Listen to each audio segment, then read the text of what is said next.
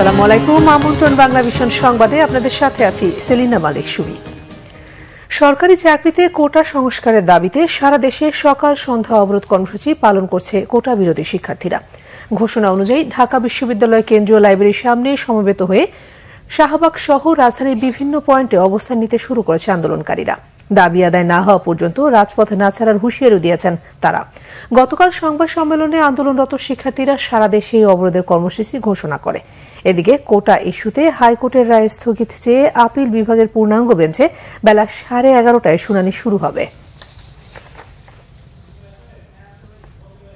ঢাকা বিশ্ববিদ্যালয়ের কেন্দ্রীয় গ্রন্থাগারের সামনে থেকে কোটা বিরোধী শিক্ষার্থীদের অবরোধ কর্মসূচি শুরুর কথা রয়েছে। সেখানে আছেন আমাদের সিনিয়র রিপোর্টার দীপন দেওয়ান। সরাসরি যুক্ত হচ্ছি দীপন দেওয়ানের সাথে। দীপন, শিক্ষার্থীদের অবরোধ কর্মসূচি কি শুরু হয়েছে? আন্দোলন সহ সেখানকার সার্বিক পরিস্থিতি কি? প্রচন্ড গরমের মধ্যে শিক্ষার্থীরা সকাল 10টার কিছু পর থেকে এখানে জমায়েত হয়েছেন এবং কিছুক্ষণ আগে ঢাকা বিশ্ববিদ্যালয়ের বিভিন্ন হলের শিক্ষার্থীরা এই বাংলা ব্লকেটের কে কোন পয়েন্টে অবস্থান করবেন সেটি বন্টন করে দেওয়া হয়েছে এবং সেই বন্টন করে দেওয়ার পরই এই মুহূর্তে আমার পেছনে যদি আপনি খেয়াল করেন, শিক্ষার্থীরা ধীরে ধীরে এগিয়ে যাচ্ছেন। তারা এই মিছিল নিয়ে তারা ভাগ হয়ে যাবেন। যাদেরকে যেই পয়েন্টে অবস্থান করতে বলা হয়েছে তারা সেই পয়েন্টে অবস্থান করবেন এবং মিছিল ধীরে ধীরে সামনের দিকে এগিয়ে যাচ্ছে। এবং শিক্ষার্থীদের আজকের যে বক্তব্য সেটি হচ্ছে যে আজকে হাইকোর্টে যে শুনানিটি চলছে সেটি তাদের কাছে কোনো মুখ্য বিবেচ্য বিষয় নয়। তারা মূলত তাদের যে দাবি সেই দাবির বিষয়ে তারা একটি নির্বাহী আদেশ চান, যেন না ভবিষ্যতে আবার এই কোটার বিষয় নিয়ে কোনো ধরনের জটিলতা তৈরি না হয়। যার কারণে তারা একটি নির্বাহী আদেশ নিয়ে তারা তাদের এই যৌক্তিক দাবিটিকে একটি সুন্দর জায়গাতে নিয়ে দাঁড় করাতে পারেন। এবং এই কর্মসূচি যেটি রয়েছে তারা এটিও দিক নির্দেশনা দিয়েছেন যে যারা যেখানে অবস্থান করবেন কোথাও যেন কোনো ধরনের বৈরী পরিস্থিতি না হয়, সবাই যেন শান্তিপূর্ণভাবে তাদের আন্দোলনটি চালিয়ে যেতে পারেন। সুমি। দীপন, আপনাকে ধন্যবাদ। প্রধানমন্ত্রী শেখ হাসিনার সঙ্গে বৈঠক করেছেন চীনের প্রধানমন্ত্রী লি কিয়াং। এদিকে সফর সংক্ষিপ্ত করে আজ রাতেই দেশের উদ্দেশ্যে যাত্রা করবেন প্রধানমন্ত্রী।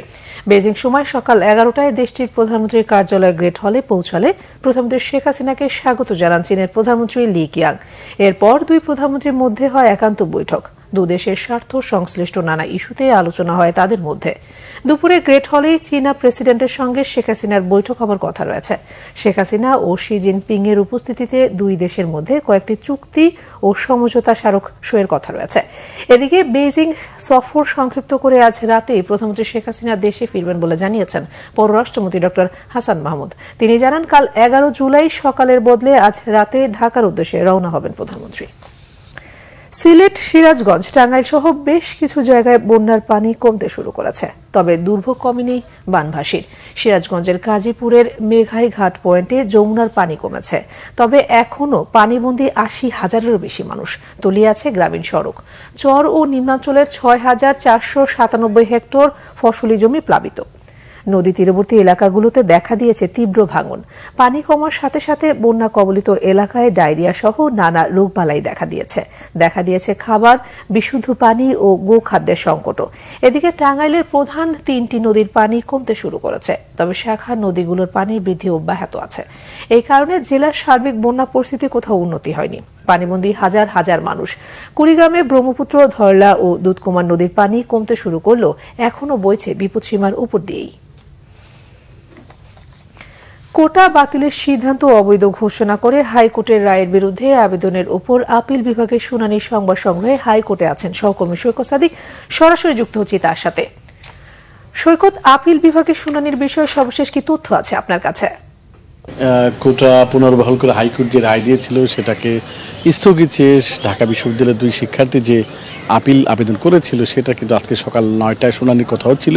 এবং যখন প্রধান বিচারপতি নেতৃত্বাধীন আপিল বিভাগ যখন শুনানি শুরু করেন 3টি আবেদনের শুনানির পরে কিন্তু এইটা তালিকা আসে। তখন যখন রিটকারীর আইনজীবী দুজন ওঠেন আদালতে, ঠিক সেই মুহূর্তে কিন্তু রাষ্ট্রের যে সর্বোচ্চ আইনজীবী এম আমিরুদ্দিন, তিনি কিন্তু বলেন রাষ্ট্রের পক্ষের একটা আবেদন রয়েছে, যেহেতু দুটো আবেদন জন্য ঠিক সেই মুহূর্তে প্রধান বিচারপতি ওয়াদুল হাসান তিনি জানিয়েছেন বেলা 11:30 কিন্তু এই বিষয়ে তিনি আদেশ দিবেন। যেহেতু সকাল থেকে যেহেতু কোটা বিরোধী যারা আন্দোলন করছেন তারা মাঠে আছেন এবং সবাই কিন্তু এই রাষ্ট্রের সর্বোচ্চ আদালতের দিকে তাকিয়ে আছেন। এই মুহূর্তে যেহেতু বেলা 11টা বাজে, হয়তো আর আধ ঘন্টার মধ্যেই আবার আপিল বিভাগে বসবে এবং তখন প্রধান বিচারপতি জানাবেন যে আসলে এই হাইকোর্ট যে রায় দিয়েছেন সেটা কি পুনর্বহাল থাকবে না, আর যে রিটকারীর যে দুইটি আবেদন রয়েছে যে কোটা সংস্কারের জন্য বা কোটা বাতিল হবে, এই বিষয়ে কিন্তু 11:30 সিদ্ধান্ত পরেই জানা যাবে। শুনিয়ে এই হচ্ছে এখানকার সর্বশেষ পরিস্থিতি। সৈকত, আপনাকে ধন্যবাদ। যুক্তরাজ্যের নতুন সরকারের সিটি মিনিস্টার হিসেবে বঙ্গবন্ধুর নাতনি লেবার পার্টির নেত্রী টিউলিপ সিদ্দিকীর নাম ঘোষণা হয়েছে। সেই সাথে বাংলাদেশি বংশোদ্ভূত রুশনারা আলীকে দেওয়া হয়েছে গৃহায়ন, কমিউনিটি ও স্থানীয় সরকার মন্ত্রণালয়ের পার্লামেন্টারি আন্ডার সেক্রেটারির দায়িত্বে। লেবার পার্টির কিয়ার স্টামার যুক্তরাজ্যের নতুন প্রধানমন্ত্রীর দায়িত্ব পাওয়ার 4 দিনের মাথায় বাংলাদেশি বংশোদ্ভূত 2 নারী নেত্রীর সাথে সঁপে দিয়েছেন সরকারের গুরুত্বপূর্ণ 2টি মন্ত্রণালয়ের দায়িত্ব। সরকারি ওয়েবসাইটে প্রকাশিত মন্ত্রীদের তালিকায় এই দুজনের নাম দেখা গেছে। বঙ্গবন্ধু কন্যা শেখ রেহানার মেয়ে টিউলিপ সিদ্দিকীর সিটি মিনিস্টারের দায়িত্বটি মূলত minister for finance city. Labour পার্টির ব্যানারে টানা 4বার নির্বাচিত টিউলিপ অর্থ মন্ত্রণালয়ের অধীনে আর্থিক সেবা খাত নিয়ন্ত্রকের ভূমিকা রাখবেন। এই খাতে প্রযুক্তি ও ক্রিপ্টোকারেন্সির নিয়ন্ত্রণ ও ঋণ ব্যবস্থাপনার নীতি নির্ধারণের নিয়ন্ত্রণও তার হাতে থাকবে। আর রুশনারা আলী আবাসন কর্মসংস্থানের পাশাপাশি স্থানীয় সরকারের নানা কর্মসূচির মাধ্যমে অনগ্রসর জনগোষ্ঠীর ক্ষমতায়নে নীতি নির্ধারণী দায়িত্ব পালন করবেন। 4 জুলাই পার্লামেন্ট নির্বাচনে টানা 5মবারের মতো এমপি নির্বাচিত হন রুশনারা। এই ছিল এখনকার মতো। পরের সংবাদ বেলা 12টায় দেখার আমন্ত্রণ রইল। এছাড়া বাংলাদেশের সংবাদ এবং সংবাদ সংশ্লিষ্ট অনুষ্ঠান দেখতে ভিজিট করুন www.bvnews24.com ও facebook.com/banglavisionnews এবং সাবস্ক্রাইব করুন youtube.com/banglavisionnews। ধন্যবাদ সবাইকে।